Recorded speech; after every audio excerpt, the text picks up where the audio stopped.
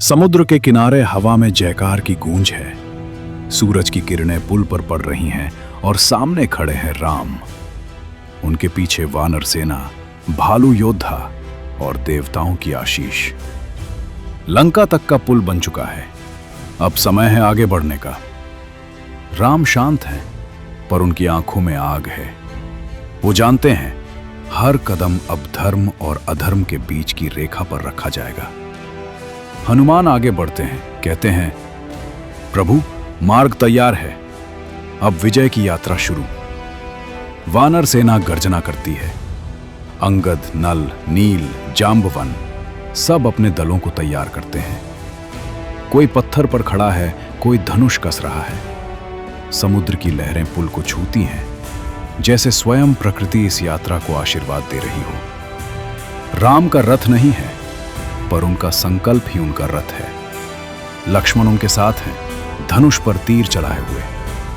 हनुमान हवा में छलांग लगाते हैं, आगे की दिशा देखने के लिए। दूर लंका की सुनहरी दीवारें चमक रही हैं, पर उस चमक के पीछे छिपा है रावण का अहंकार। सेना बढ़ती है, पुल पर कदमों की गूंज है। हजारों वानर, भालू और योद्धा एक साथ आगे बढ़ रहे हैं।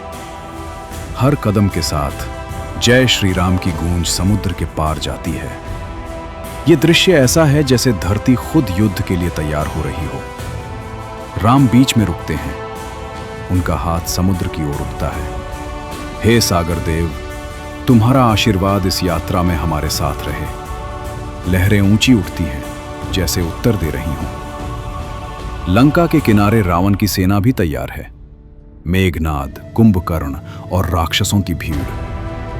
आसमान में बादल घिर रहे हैं, हवा में युद्ध की गंध है। पर राम की सेना में डर नहीं, सिर्फ विश्वास है।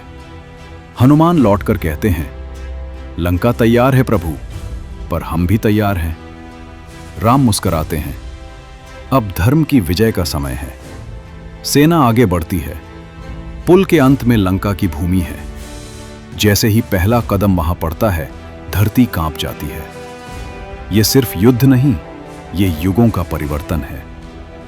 वानर सेना अपने झंडे उठाती है। अंगद गर्जना करता है, आज अधर्म का अंत होगा। जांबवन कहते हैं, हर पत्थर पर लिखा राम अब विजय का प्रतीक बनेगा।